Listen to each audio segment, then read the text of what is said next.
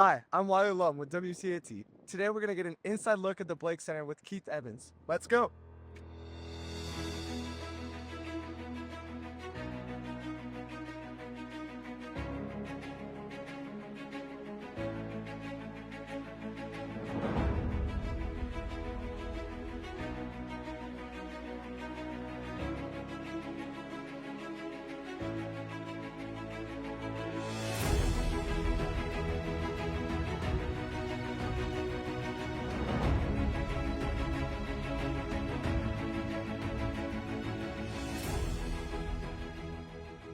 So you have this very contemporary building, and then you have this iconic traditional building that's sitting inside this building. Exactly. Isn't that cool? It is cool. I'm always struck by how they created that effect where it really does look 8 feet inside the building, doesn't it? Yeah. I think that is one of the coolest features of this thing. It's the way that when architects use this kind of architect language, like how buildings talk to one another. Exactly. Like this building is talking to Presley saying, you are the kind of iconic, traditional, all-important building, central building on campus, and you're actually a piece of the inside of this one.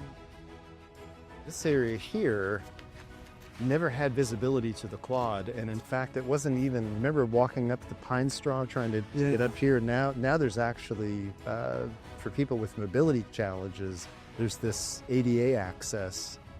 Plus, when you drop off in middle school carpool, you can actually see Presley. Exactly. So the campus now sort of gets tied together in another way. Yeah. Go around the corner and there's steps to the lower school.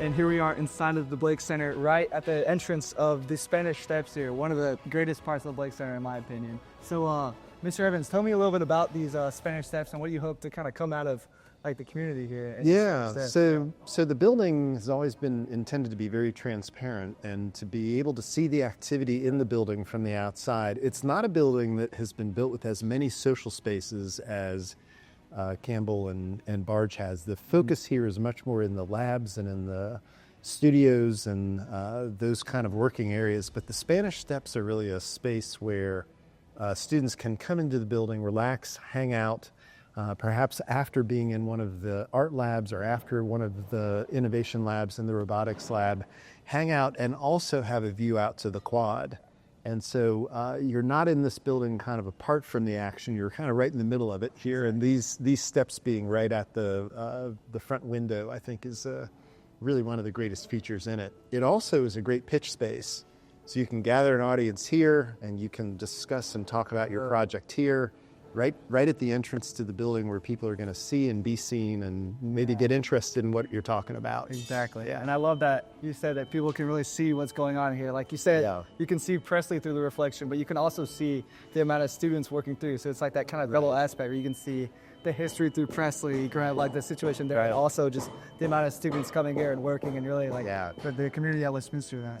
Everything about the building is designed to stimulate curiosity. It's designed to stimulate the idea that you're seeing something happening and thinking, gosh, I could do that. You know, I could get into WCAT or I could get into robotics or get into the wood lab or any of those other different places. And that I think is really important for a building like this that's really intended to be magnetic and draw people into it to get engaged in what's here. Yeah. And so one way that you do that is by putting it all on display. So you'll notice as you come into the building and explore the different floors of it, the level of transparency to everything. It's going to be like a really kind of exciting kind of hive of activity. Yeah. And then for people also to be able to see from one space to another what's happening and be like, gosh, you know, we're here at WCAT, but we see what's happening in the robotics lab. Let's do a feature on that. Yeah. You know, and then a student sees that and says, I think I'd like to be part of that, you know, and so it's gonna generate a lot of engagement that way. Yeah, for sure.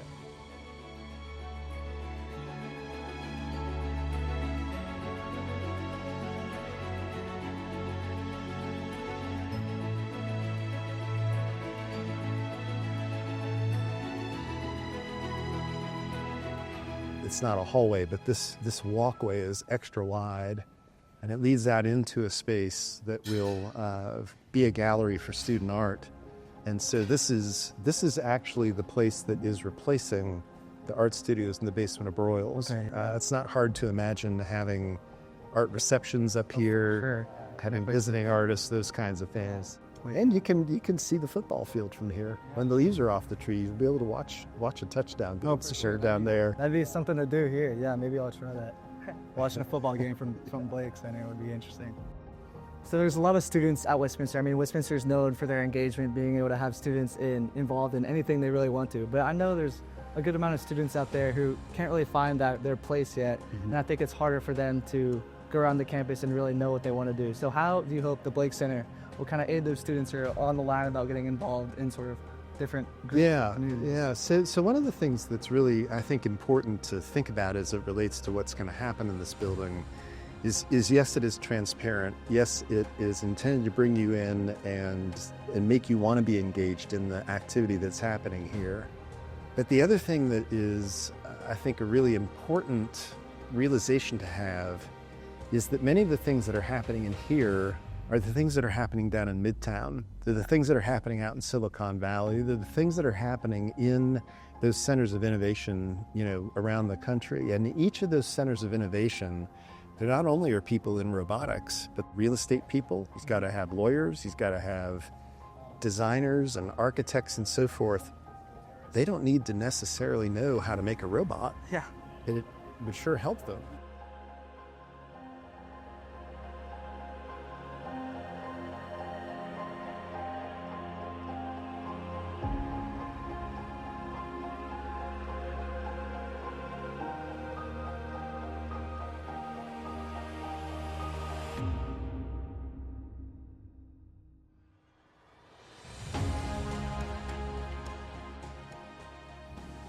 So one of the things that's true about the Blake Center is that it also provides you with a setting where you can see the whole campus at once. And when you come out on this back porch, you can see the middle school all the way up to Love Hall. And one of the larger objectives in everything we've been doing is to tie the campus together. It's been to make it feel much more like a single campus. And so there's new pathways, new pedestrian routes to get from one place to another, but visually we feel much more like one campus because you can see from here all the way up to Love Hall really for the first time in the history of the school. And that was a really important principle in all the development we've done. Throughout here you have art spaces that are suddenly going to bring a whole new, not just the amount of space, but also the amount of natural light that's coming into the space is going to be a dramatic change for us. Yeah.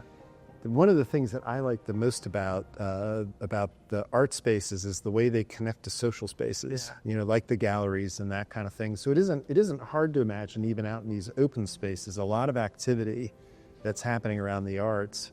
And really that location of them in the same building with things like robotics and broadcasting and so forth and innovation labs really is with the idea that you're designing in a lot of productive collisions, a lot of conversations between disciplines are increasingly integrated with one another. And the building itself is kind of an example of that. I mean, there's a lot of engineering that has gone into thinking through this. There's a lot of design work that's gone into it. It's all kind of an integrated representation of what actually is contained inside of it. One of the things that sort of creates a little bit of this sense of scale is the transparency of it, because you can see into all the spaces, so it just looks bigger than a space you go in that it has more opaque walls and all. And then even the ceiling isn't solid. And so if you imagine like what it does to your eye is everything you look at, you're looking through the ceiling, you're looking through the glass.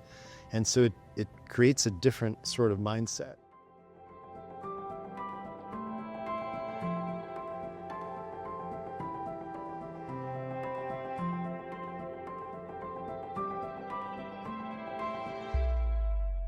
This is the first broadcast out of the new WCAT studio. So this is where it'll happen. This is where students will be able to walk in. They'll be able to see the broadcast either live or being taped out of here.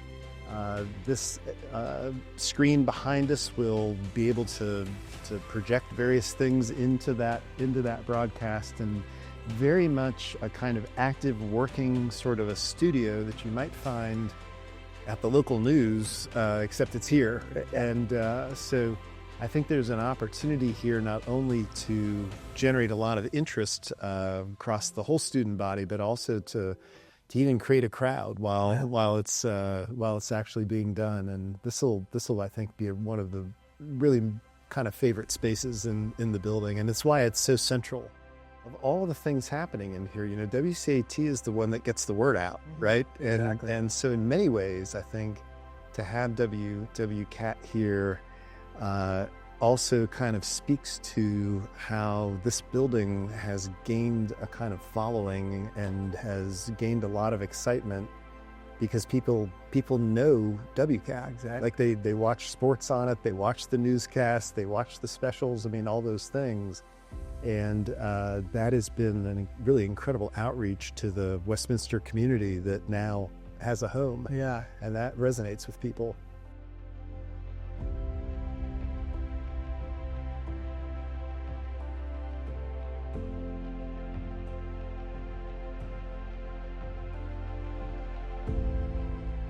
So one of the first things to know about the bottom floor of the building is that that's where the real connection to the middle school happens. So the other floors have visibility to the middle school, but in the downstairs you have actual garage doors that open up and face the middle school innovation lab.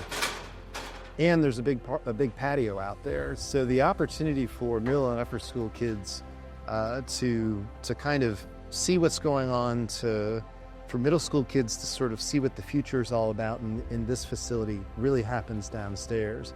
It's also where a lot of the significant sort of more physical disciplines are, the robotics, the wood labs, the bigger machines, those kinds of things are all in the labs that are downstairs.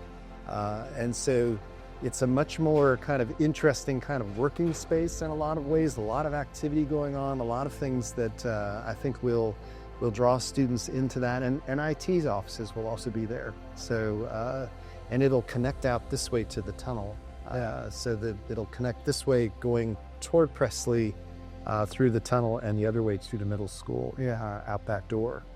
So I think in the downstairs you've got things that are well established at Westminster, like robotics. You have large groups of students already engaged in that, and then you also have areas and spaces that I think are going to draw students into things that maybe they haven't done before, machinery they had seen before, woodworking they haven't had perhaps experience with before, and other innovation labs that are going to have some things in them that are really going to be new. And so it is true that most of what is moving into this building lives somewhere else on campus right now, in a closet, a storage room, or a basement. And it's coming out into the light. And once it's out in the light, then there's also some new things and some new opportunities that will have a chance for some pioneering to go. Sure. And a lot of that's going to happen down on the bottom floor.